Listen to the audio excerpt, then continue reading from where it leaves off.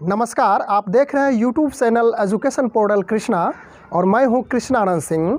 आज आपके दिल की बात बताने के लिए हाजिर हूं। आप पिछले दिन मैट्रिक पास कर गए हैं, इसके लिए एजुकेशन पोर्टल कृष्णा की ओर से हार्दिक बधाई है। अब आप अगले क्लास अर्थात इंटर में नामांकन के लिए अर्थात एडमिशन के लिए सोच रहे होंगे। तब प्रश्न आता होगा कि कौन सा विषय उपयुक्त है, कौन सा विषय रखा जाए। तो आपको मैं बता दूं कि इंटर में सब्जेक्ट्स को 3 भागों में बांटा गया है, अर्थात इसके 3 संकाय हैं। पहला संकाय है कला का, जिसे आर्ट्स कहा जाता है। दूसरा है वाणिज्य का, जिसे कॉमर्स कहा जाता है। और तीसरा है विज्ञान का, जिसे साइंस कहा जाता है।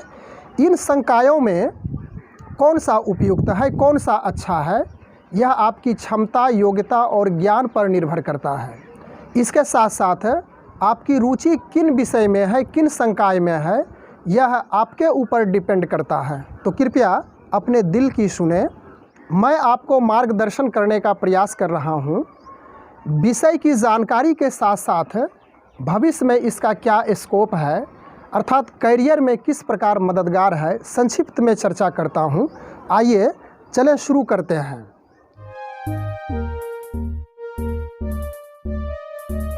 तो सबसे पहले कला अर्थात आर्ट्स की बात करते हैं। आर्ट्स के अंतर्गत कई विषयों को रखा गया है, जिसमें से मुख्य विषय हैं अंग्रेज़ी, हिंदी, राजनीतिक शास्त्र, भूगोल, इतिहास, अर्थशास्त्र।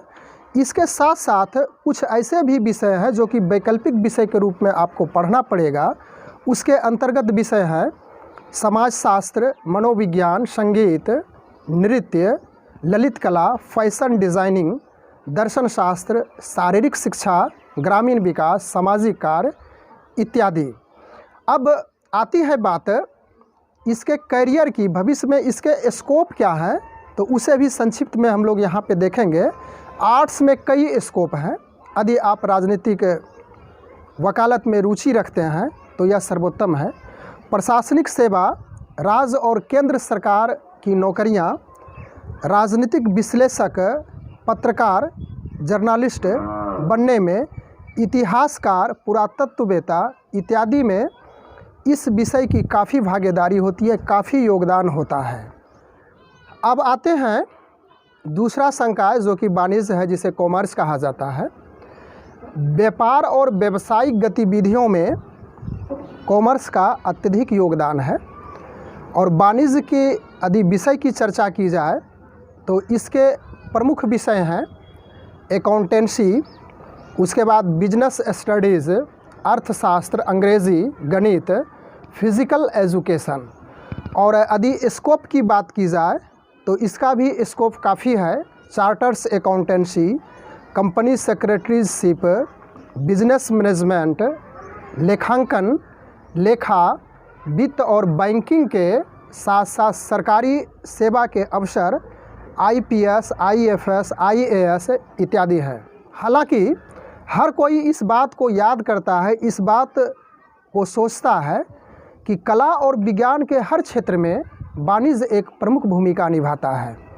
अब आते हैं तीसरे संकाय में, जिसे विज्ञान अर्थात साइंस कहा जाता है। साइंस के अंतर्गत आने वाले सब्जेक्ट्स इस प्रकार हैं: फिजिक्स, जिसे भौतिकी कहेंगे, केमिस्ट्री, रसायन शास्त्र, बायोलॉजी, जीव विज्ञान, मैथमेटिक्स अर्थात गणित, हिंदी और अंग्रेज़ी।